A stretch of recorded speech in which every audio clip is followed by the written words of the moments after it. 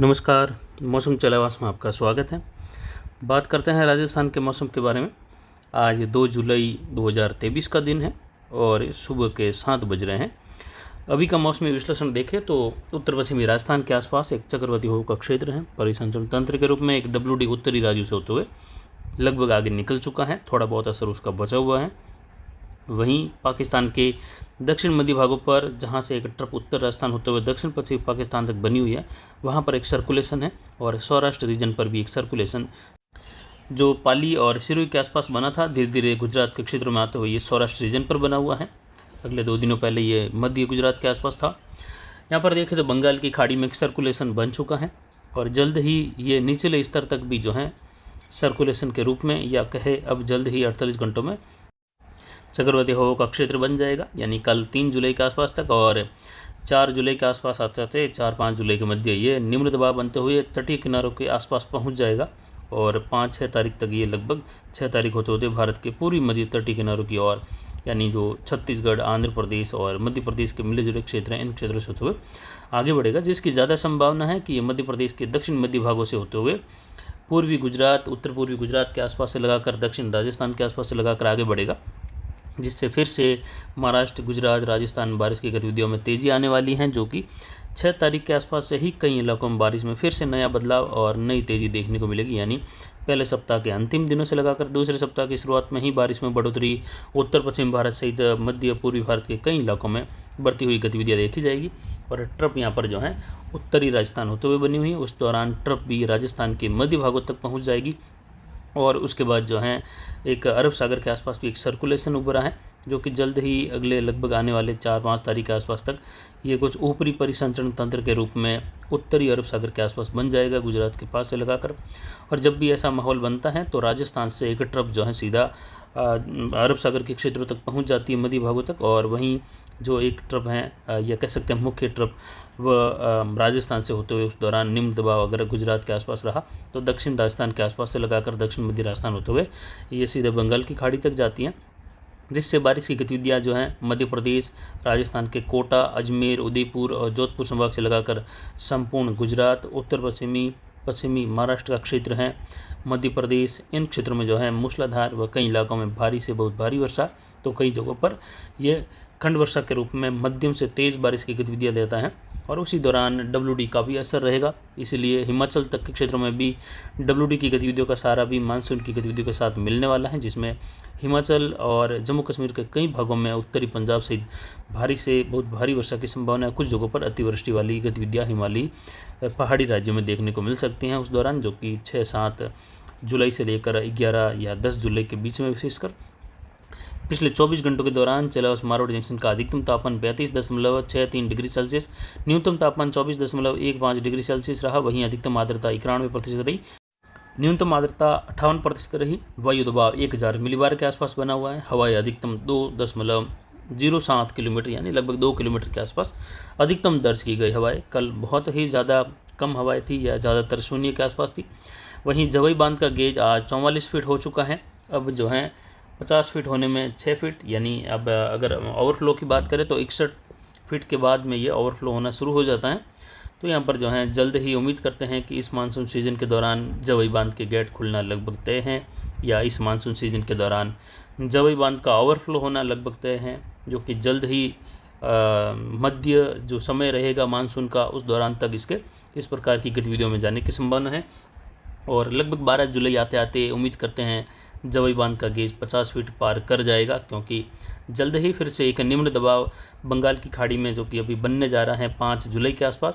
और जैसे ही ये सिस्टम आगे बढ़ेगा राजस्थान, गुजरात और मध्य प्रदेश और महाराष्ट्र के मिले जुले क्षेत्रों की ओर, उसके बाद में 11 तारीख के आसपास बंगाल की खाड़ी के उत्तर मध्य भागों के आसपास अनुकूल बनी हुई स्थितियाँ, समुद्री सतह का तापमान भी अभी जो है यहाँ पर अनुकूल बन रहा है, 31 डिग्री तक पहुँच रहा है। तो यहाँ पर जल्द ही 11 तारीख के आसपास भी निम्न दबाव की कैटेगरी का क्षेत्र उभरने की संभावनाएं बन रही हैं। तो कुल मिलाकर कहे तो 11 तारीख के बाद भी भारत के पूर्वी मध्य भागों से लगाकर बारिश की गतिविधियों का दौर बना रहेगा। वहीं अगर देखें तो जो अनार बेल्ट में भी, या जो अनार ग्रुप हैं, उसमें भी बातें चल रही थी कि अब जो है बारिश की गतिविधियाँ बिल्कुल थम जाएगी, बड़ा ब्रेक आने वाला है और उसके लिए तैयार। और साथ ही एल नीनो अब काफ़ी मजबूत हो चुका है, अभी वापस 2-3 दिन से एल नीनो की न्यूज़ आ रही है। तो बहुत ज़्यादा किसानों में ये एक भय जैसी स्थिति हो रही है कि भाई अब बिल्कुल सूखा पड़ जाएगा, अब बारिश होगी नहीं। अभी तो 1 जुलाई का समय बीता है, आज 2 जुलाई है। अभी मानसून इन दिनों में मध्य राजस्थान तक आता है, 8 जुलाई तक पूरे राजस्थान को कवर करता है। जो सामान्य तारीखें बदलाव के साथ हुई है उन तारीखों की बात कर रहे हैं। जबकि आज से अगर 3-4 साल पहले देखें तो लगभग 70-75 साल से जो आंकड़े हैं वह 15 जुलाई तक के आंकड़े हैं, जब राजस्थान के पूरे इलाकों को 15 जुलाई तक मानसून कवर करता था। ये भी एक समय था, यानी 15 जुलाई के बाद ही मानसून की सक्रियता राजस्थान में देखी जाती थी, जो कि अमूमन 20-22 तारीख के आसपास से लगाकर हर साल एक बड़ा स्पेल आता है। और इस बार भी वैसा ही स्पेल आने की संभावनाएं 20-22 तारीख जुलाई के आसपास से लगाकर आगे भी रहेगी। तो अब तो उल्टा तारीखों में बदलाव हुआ है, समय के नज़दीक यानी 1 तारीख के करीब आए हैं, तो अभी 8 जुलाई तक कवर कर रहे हैं। 1 सप्ताह भर का इसमें फ़र्क आ गया है। लेकिन बारिश जल्दी आ गई, इसलिए किसानों के दिमाग में ये भी रहता है कि अब जो है बारिश अभी भी नहीं हो रही है, मानसूनी बारिश, तो आगे क्या होगा। तो आप पिछले सालों के आंकड़े अगर याद करेंगे या पिछले सालों का जो समय होता है वो याद करेंगे, तो आप जो है वापस राहत महसूस करेंगे कि पहले भी एक समय था जब 15 जुलाई तक मानसून आता था, और यहाँ पर जो है 15 जुलाई के बाद में ही मानसून की सक्रियता देखने को मिलती थी। और 20-22 जुलाई के आसपास से शुरू होने वाली सक्रियता जो सितंबर तक का समय है, उसमें जाकर कई जगहों पर सामान्य से बहुत ज़्यादा बारिश कर जाता था। तो अभी तो शुरुआती समय है। अभी 2 जुलाई वैसे देखें तो पाली के अरावली रेंज तक के क्षेत्रों में प्रवेश करने वाली तारीखें हैं, और 8 तारीख के जैसलमेर तक के क्षेत्रों में। जबकि अब तक मानसून बीकानेर, गंगानगर, हनुमानगढ़ को, चूरू के इलाकों को छोड़कर संपूर्ण राजस्थान में पहुंच चुका है। और अब बचे हुए इलाकों में आज जो है इस निम्न दबाव की वजह से हवाओं का दक्षिण पश्चिमी फ्लो निचले स्तरीय बादल बनाएगा, जिसमें गंगानगर, हनुमानगढ़, बीकानेर, चूरू, इन क्षेत्रों में श्री डूंगरगढ़ से लगाकर अगर देखें, बीकानेर शहर होते हुए इधर चूरू के इलाके हैं, सीकर के हैं, नागौर के इलाके हैं, परबसर डेगाना के आसपास से लगाकर लूणी, मोगरा से लगाकर दक्षिण पश्चिमी निचले स्तरीय बादल, कहीं ये उत्तर पश्चिमी बादलों के रूप में जैसे मैप में आप देख रहे हैं, ये उस निम्न दबाव की वजह से जो इस समय रिकर्व कर रहा है और वापस जो है ये कमज़ोर होते हुए उत्तर प्रदेश पर बना हुआ है। तो अब ये वापस जो है उस स्थिति पर पहुंच गए हैं जहां पर जो है एक फ्लो उत्तर पश्चिम से बनता है, तो निचले स्तरीय बादल मानसूनी गतिविधियों के रूप में आगे बढ़ते हैं। तो आज जो है एहसास रहेगा उत्तर मध्य राजस्थान से लगाकर सामान्य बारिश का, हल्की मध्यम, कहीं तेज़, लेकिन ये हवाएं जो हैं यहाँ पर लगभग कम रहेगी, क्योंकि ये मानसूनी बारिश की गतिविधियाँ ज़्यादा रहेगी। तो उम्मीद है कि अब जो है यहाँ पर वैसे अनुकूल स्थितियाँ पूरी बनी हुई हैं गंगानगर, हनुमानगढ़, बीकानेर, पंजाब, हरियाणा में, जो यहाँ पर जो है मानसून की उपस्थिति कह सकते हैं कि यहाँ पर बनी हुई है। अब केवल जो है एक औपचारिक घोषणाएं जो हैं मौसम विभाग की बाकी हैं, जहां पर आधिकारिक घोषणा जल्द ही हो जाएगी। उम्मीद करते हैं आज 2 जुलाई तक जो है यहाँ पर आधिकारिक घोषणाएं बचे हुए क्षेत्रों में हो जाए। गंगानगर, हनुमानगढ़, बीकानेर, चूरू, पंजाब, हरियाणा के जो बचे हुए क्षेत्र हैं वहाँ पर मानसून की घोषणा हो सकती है, क्योंकि आज बारिश जो होने वाली है वह निचले स्तरीय बादल रहेंगे। सुबह से ही जो अभी 7 बजे का समय है, अरावली में निचले स्तरीय बादल अरब सागरीय शाखा से बन रहे हैं, तो इसमें जो है मेघ गर्जन कम होता है कुछ एक क्षेत्रों में। सैटेलाइट में इमेज जो है देखे बादलों का, तो ऐसे लगेगा जैसे कि बादल छाए हुए नहीं हैं, बारिश किस प्रकार हो रही है, जबकि यही वास्तविक मानसून की बारिश होती है। ज़्यादा ऊंचाई वाले बादल बनना, सैटेलाइट में काफ़ी बड़े बड़े बादल दिखाई देना, गहरे बादल दिखाई देना, ये वहाँ पर बने हुए सर्कुलेशन या बनने वाली जो स्थानीय क्लाइमेट की स्थिति हैं वो काफ़ी ज़्यादा प्रभावी होती हैं। और ऊंचाई वाले बादल काफ़ी ज़्यादा 14,000 15,000 मीटर तक की ऊंचाई तक बादल चले जाते हैं, वो फिर जो है काफ़ी गहरे घने बादल दिखते हैं। लेकिन ज़रूरी नहीं कि इतनी ऊंचाई पर जाने के बाद ही बारिश जो है बादलों से होती है। बादलों से बारिश होना 1500 मीटर से लगाकर 2000 मीटर, कभी कभी 1000 मीटर की ऊंचाई वाले बादल भी जो हैं बारिश, तेज़ बारिश के रूप में दे जाते हैं। और अब यहाँ पर देखें तो एक एल नीनो का भी ज़्यादा जो है चलन बढ़ गया है कि लोगों के दिमाग में एल नीनो। तो आप खेती का कार्य करिए, बढ़िया रहिए, मानसून की शुरुआत है, सब कुछ भविष्य में ठीक रहेगा, अच्छा रहेगा। आखिर में जाकर भी कहेंगे कि ये उसी प्रकार हो हल्ला हो गया था जैसे कि कोरोना में हुआ था, और अब जो है कोरोना को कोई पूछ नहीं रहा है। तो आखिर में जाकर आप एल नीनो की भी यही स्थिति कर देंगे कि बाद में कहेंगे कि क्या था एल नीनो, बारिश तो ऐसे हुई, लेकिन उसमें कुछ प्रतिशत की कहीं कमी आती है, मानसून को थोड़ा प्रभाव डालता है। लेकिन अगर सीधा कहे कि हाँ सीधा ताल्लुक इसका मानसून के प्रभाव पर है, तो ये गलत है। सीधा ताल्लुक बिल्कुल नहीं है एल नीनो का, कुछ प्रभाव है। और उसमें भी अगर देखें तो सब राजस्थान से जोड़कर देखते हैं कि बस एल नीनो यानी राजस्थान में सूखा क्यों, राजस्थान में ही क्यों सूखा, दक्षिणी एशिया में सब जगह मानसून आता है, भारत से सटे हुए अन्य कई देश हैं वहाँ पर भी जो है दक्षिण पश्चिम मानसून ही आता है, तो वहाँ पर जो है एल नीनो का क्यों प्रभाव नहीं पड़ता होगा, लेकिन वहाँ पर मतलब ये नहीं है जितना अपने यहाँ कि बस पंजाब, हरियाणा, राजस्थान, गुजरात और कुछ मध्य प्रदेश एल नीनो आया तो बस यहाँ पर सूखा होना ही है। यहीं पर क्यों होना है, इसका सीधा ताल्लुक राजस्थान से, उत्तर पश्चिम भारत से ही क्यों, और कई देशों में भी हो सकता है। स्थानीय पैटर्न भी काम करता है, तो स्थानीय पैटर्न सबसे बड़ा रोल निभाता है बारिश में बजाय एल नीनो के। और एल नीनो दूर की परिस्थिति है, हालांकि बड़ा प्रभाव डालती है क्लाइमेट पर, लेकिन बारिश के तौर पर अगर देखें तो सीधा केवल उत्तर पश्चिम भारत पर ही इसका प्रभाव पड़े, ये बिल्कुल ही जो है इसमें जो है साबित नहीं किया जा सकता। ये बिल्कुल ही इस प्रकार रहेगा। एल नीनो है तो उसमें आईओडी पॉजिटिव होने जा रहा है। स्थानीय कई क्लाइमेटिक स्थिति ऐसी बनेगी जो एल नीनो को नकारती हैं बारिश के रूप में, तो आप इससे जो है ज़्यादा चिंता न करिए, आप तो बस बारिश और अपने खेती के कार्यों पे ध्यान दीजिए। बारिश होती रहेगी, फिलहाल शुरुआत है। और लंबा ब्रेक ज़्यादा चलन में आ गया है कल से कि भाई लंबा ब्रेक होने वाला है, तो लंबा ब्रेक बिल्कुल भी नहीं होने वाला है। कोई लंबा ब्रेक का मतलब है कि संपूर्ण देश में कोई भी सिस्टम सक्रिय न होना, चक्रवाती सिस्टम, निम्न दबाव या कोई किसी प्रकार का मौसमी पैटर्न सक्रिय न होना, बजाय मानसून ट्रप के, क्योंकि मानसून ट्रप ज़रूर जो है कहीं कहीं बारिश देती है खंड वर्षा के रूप में जब कोई सिस्टम नहीं बनता है। और ब्रेक कंडीशन का मतलब होता है कि लगभग 10 से लगाकर 15 दिनों तक कोई भी ऐसी सक्रियता मानसून में नहीं होती है जब जो है ट्रप के अलावा पूरे देश में कहीं पर भी हलचल दिखाई नहीं देती है बारिश की। छुटपुट इलाकों को छोड़कर ज़्यादातर इलाके शुष्क बने रहते हैं, वह होता है ब्रेक मानसून कंडीशन। लेकिन सिस्टम अभी निम्न दबाव जैसे यहाँ पर बना हुआ है और ये बारिश दे रहा है, और ये बारिश कुछ रुकने वाली है, उसके पहले ही नया सिस्टम बन रहा है। और सप्ताह भर बाद में अगर पुनः बारिश आ रही है तो उसको ब्रेक मानसून कंडीशन नहीं कहा जा सकता। अगर 1-2 राज्य में पूरी बारिश बंद हो गई एक सप्ताह के लिए भी, तो भी ब्रेक मानसून कंडीशन नहीं है। ब्रेक मानसून कंडीशन का मतलब पूरे देश के राज्यों से जुड़ा हुआ रहता है। तो बात करते हैं राजस्थान के क्षेत्रों के बारे में कि किस प्रकार रहेगा बारिश का मौसम अगले 24 घंटों के दौरान। राजस्थान से लगाकर देखें तो फ्लो के रूप में जो है गंगानगर, हनुमानगढ़, गंगानगर शहर से लगाकर गोदवाली होते हुए हनुमानगढ़ जंक्शन, संगरिया, सूरतगढ़ तक के इलाके हैं। राजेसर से लगाकर रावतसर, पदमपुर, रायसिंह नगर, विजयनगर के बीच वाले क्षेत्रों में, इन सभी भागों में गंगानगर से राजलदेसर तक या राजेसर तक का जो क्षेत्र है वहाँ पर कई इलाकों में तेज़ वर्षा की संभावना है।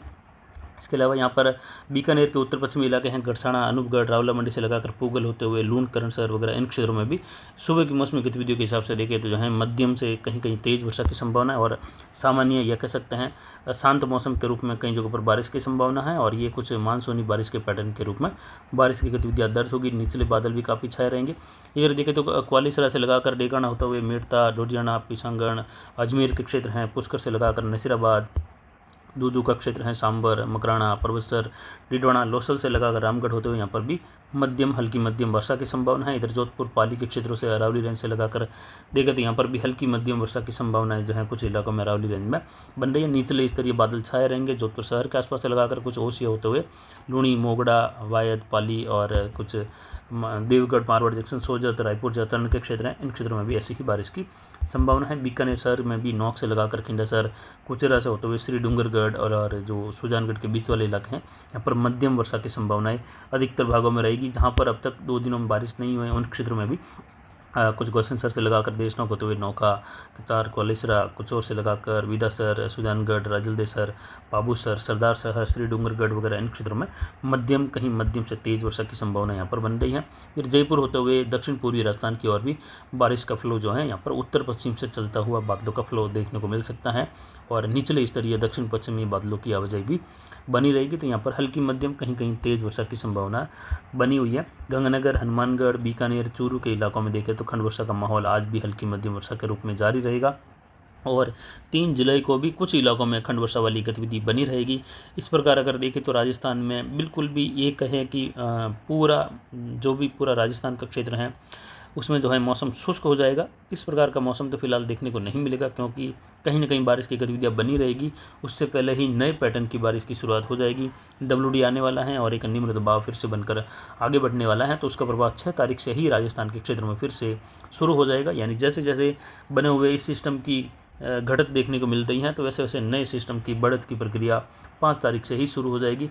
तो कोई 1-2 दिन का भी विशेष गैप राजस्थान में कहीं पर भी अगर ये रहे कि संपूर्ण राजस्थान मौसम शुष्क हो गया 1 दिन के लिए 2 दिन के लिए, तो मुझे ऐसा फिलहाल दिखाई नहीं दे रहा है। बारिश की गतिविधियाँ कुछ दक्षिण पश्चिम उत्तर पूर्वी राजस्थान के क्षेत्रों से लगाकर रहेगी, यानी जो दक्षिण पश्चिमी इलाके हैं वहाँ पर अरावली रेंज के क्षेत्रों में कुछ बहुत सारे बूंदाबांदी रहेगी, जबकि कोटा, भरतपुर, जयपुर और कुछ बीकानेर संभाग के क्षेत्रों में, भरतपुर संभाग के क्षेत्रों में खंड वर्षा वाली गतिविधियाँ बनी रहेगी और दक्षिण पूर्व के आसपास बने रहने के साथ ही कुछ नई प्रणालियों का भी विकास जल्द ही हो जाएगा। तो कुल मिलाकर देखें तो यहाँ पर बारिश की गतिविधियाँ उत्तरी राजस्थान में आज कई जगहों पर फिर से गंगानगर, हनुमानगढ़, बीकानेर, चूरू इन क्षेत्रों में मध्यम, कहीं कहीं मध्यम से तेज वर्षा की संभावना है। कुछ एक क्षेत्रों में जयपुर के आसपास से लगाकर सीकर होते हुए यहाँ पर मूसलाधार वर्षा देखने को मिल सकती है। फतेहपुर के आसपास से लगाकर कुछ श्री डूंगरगढ़, बीकानेर से लगाकर, इसके अलावा सूरजगढ़ के आसपास के क्षेत्र हैं, मध्य भाग जो रहेंगे गंगानगर के, हनुमानगढ़ के, वहाँ पर भी ऐसी ही बारिश की संभावना उत्तर मध्य भागों से लगाकर बन रही है।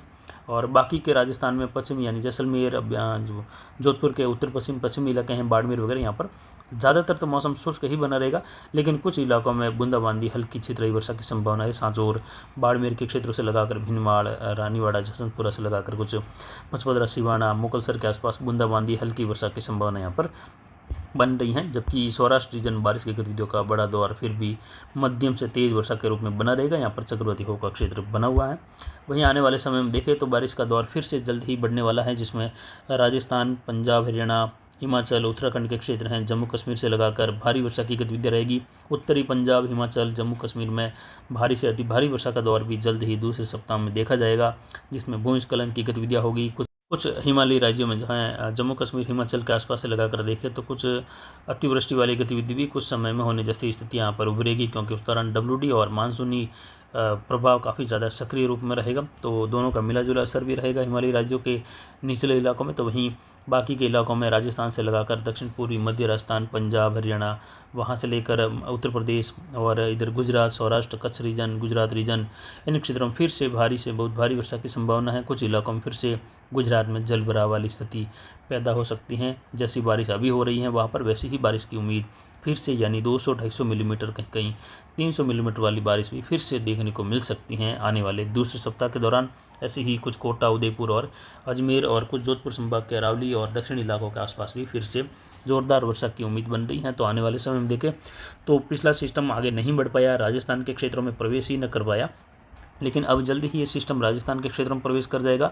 एक चक्रवाती हवा का क्षेत्र पाली के आसपास बना था, जिसकी हम उम्मीद कर रहे थे उस दौरान कि ये पश्चिम में बढ़ते हुए उत्तरी अरब सागर तक पहुंच जाएगा। अगर ये उत्तरी अरब सागर कराची के आसपास तक पहुंच जाता तो उसकी गतिविधियाँ और पश्चिमी राजस्थान के क्षेत्रों में अच्छी देखने को मिलती, लेकिन ये फिलहाल उस समय ये दक्षिण पश्चिम की ओर सरका और ये इस समय सौराष्ट्र के आसपास के क्षेत्रों पर बना हुआ है, जिससे सौराष्ट्र में भारी से अति भारी वर्षा की गतिविधियाँ हुई और अभी भी ये गतिविधियाँ यहाँ पर मध्य गुजरात से लगाकर जारी हैं, कच्छ से लगाकर। तो फिलहाल अभी की जानकारी के लिए इतना ही। आगे की जानकारी के लिए बने रहे हमारे चैनल पर। नमस्कार, जय हिंद, जय भारत।